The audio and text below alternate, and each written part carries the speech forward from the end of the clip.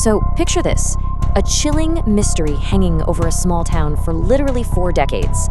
Today, we're diving into this explainer covering a tragic 1979 cold case that, well, it seemed completely hopeless. That is, until the rapid, almost sci-fi evolution of forensic science finally snapped the trap shut. We're going to explore exactly how a group of detectives who absolutely refused to give up managed to blow this case wide open. To really understand the sheer brutality of what happened to 18-year-old Michelle Martinko, you just have to listen to Harvey Dennelinger. He was the original lead detective on the case. He literally went on the record saying he had never seen anyone stabbed that many times. You know, this wasn't just a murder. It was an event that absolutely shattered the safe, wholesome, all-American image of Cedar Rapids, Iowa, overnight. To wrap our heads around the sheer scale of this DNA manhunt, we got to go back. December 19, 1979. Picture a dark, freezing mall parking lot right in the dead of winter. Michelle, who was a popular, kind high school senior heavily involved in the school choir, had just left a banquet. She headed over to the brand new Westdale Mall just to look at a winter coat her mom had put on layaway. But she never made it home.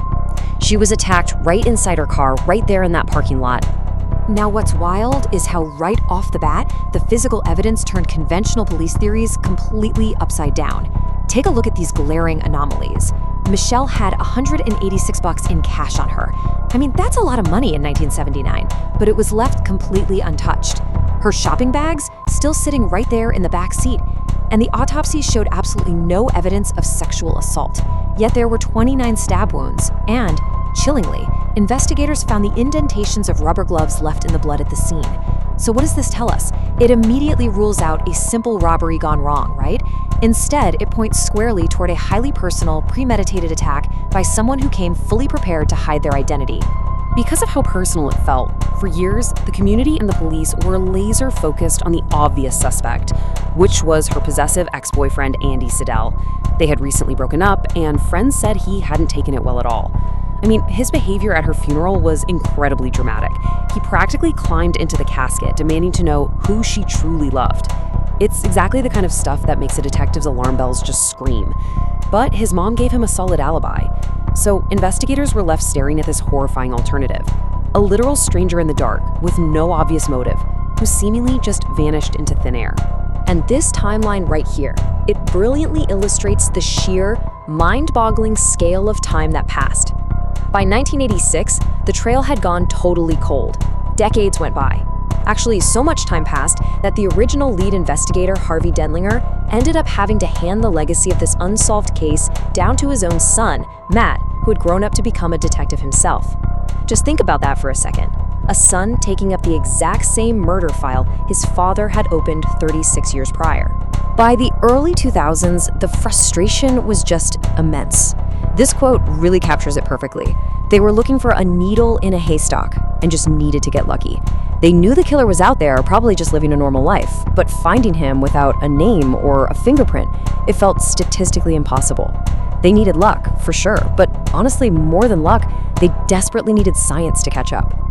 Well, the crucial point here is that science did finally catch up. In 2005, a detective named Doug Larison was digging through thousands of pages of old, dusty files and found something massive. It was an old, seemingly ignored 1979 lab report that mentioned blood scrapings taken from the gear shift of Michelle's Buick. Larison realized, hey, the killer must have cut himself during that violent struggle. So he sent those scrapings, along with Michelle's perfectly preserved dress, to a modern lab. And the result? A huge breakthrough. They successfully isolated a complete unknown male DNA profile. They finally had the killer's exact genetic signature. Armed with this new DNA profile, investigators got right to work.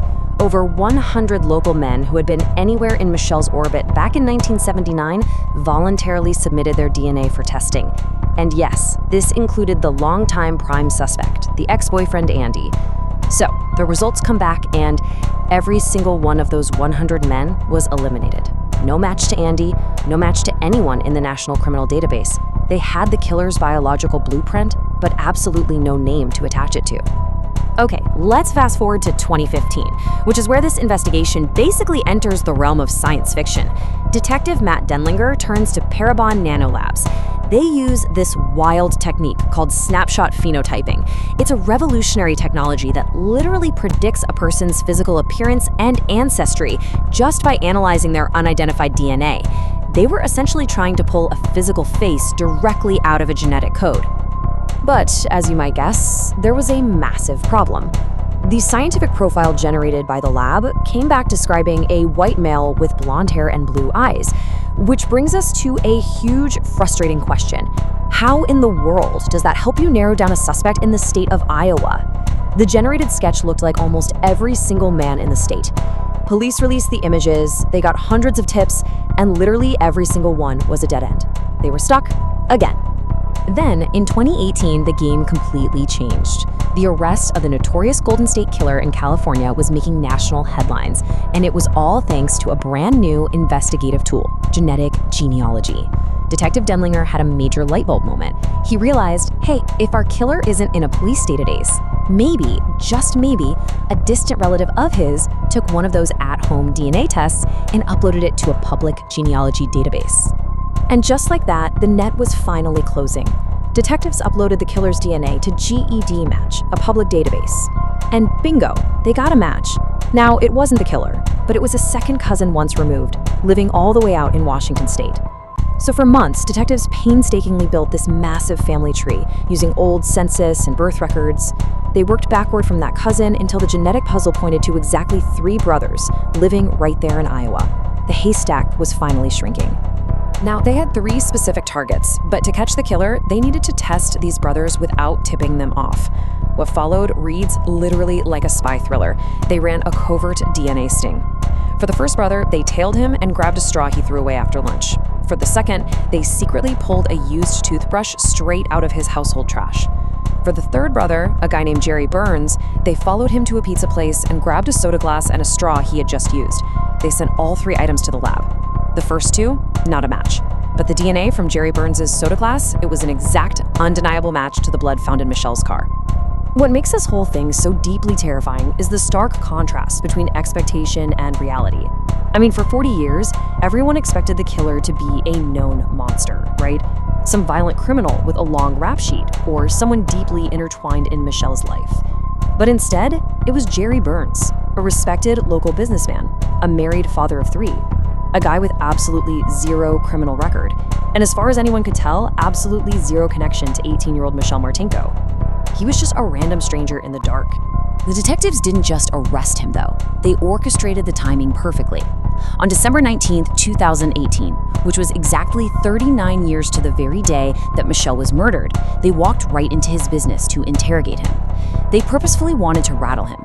And when they sat him down and confronted him with the cold hard fact that his DNA was at the crime scene, he didn't even outrageously deny it. He simply kept repeating, "I don't know." He never once offered a plausible explanation.